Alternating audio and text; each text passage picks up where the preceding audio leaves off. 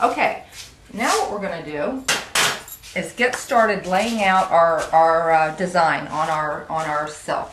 What I've done is put together a large piece of bubble wrap. I'm out of my really wide bubble wrap, so I've simply used packing tape to tape together 4 series of standard 12-inch wide bubble wrap, making it as long as I need it to be to comfortably fit my silk fabric. I've laid down my strips, which have been finished by felting, as we learned in our first session. And now I'm going to make my design.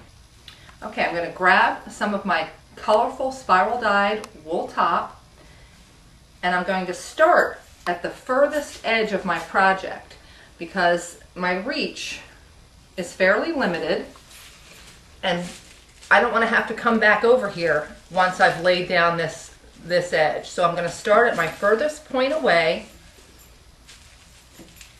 and using the technique that we've already learned, I'm going to put about an inch wide piece of fiber on the edge of my silk so that we can get a nice finished edge.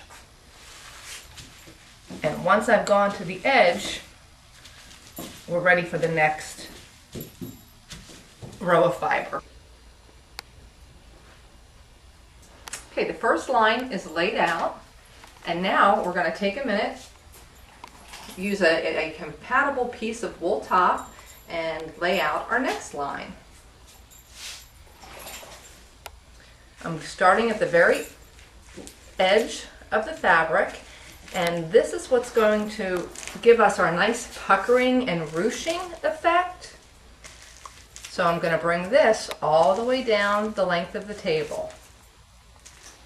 One of the fun things about Nuno felting is the ability to add not just the texture of the wool, but also add some drama through the sheen of silk, which can add a beautiful luster to your finished project.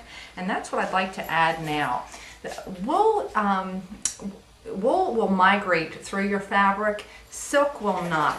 So in order for us to use silk, we need to be able to place it on top of the wool top so that it will adhere to the fabric. So what I'm going to do is show you the difference between the silk, which is much shinier, and the wool top, which, although beautifully colored, has a flatter look visually.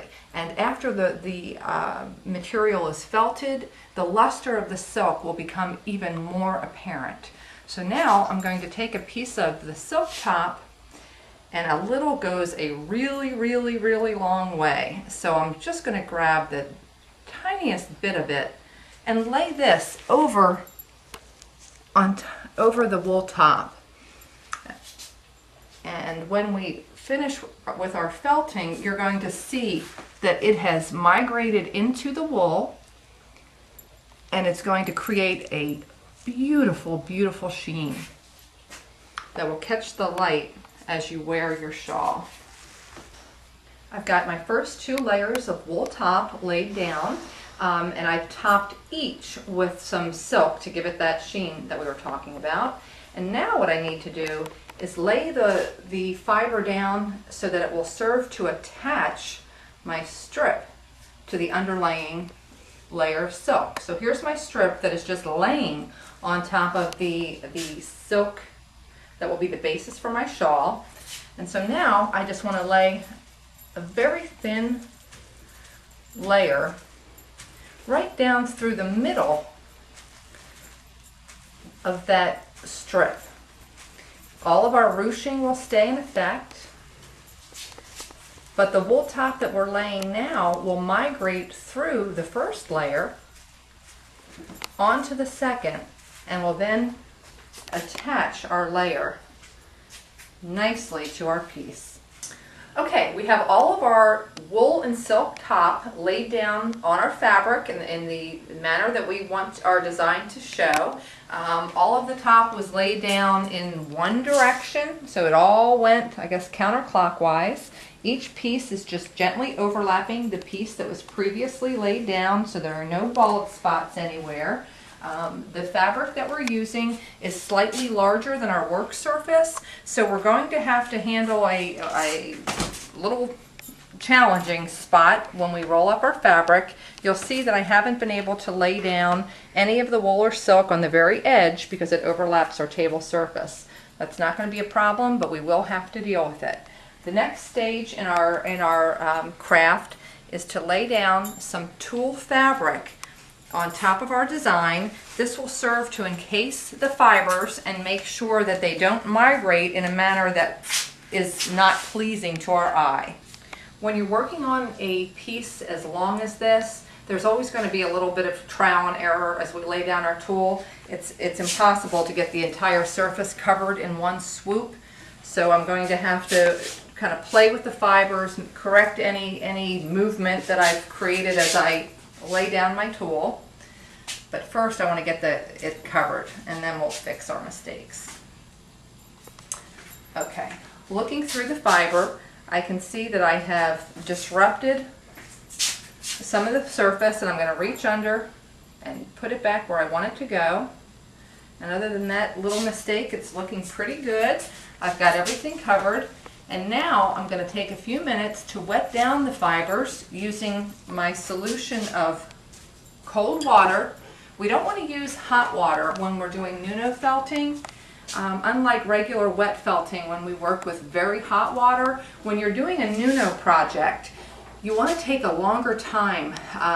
You want to slow down the felting process. If your fibers felt too quickly, they won't have a chance to migrate through the silk fabric. So for that reason, we're going to rely on agitation, which is a little bit a slower process than using the hot water to speed things along.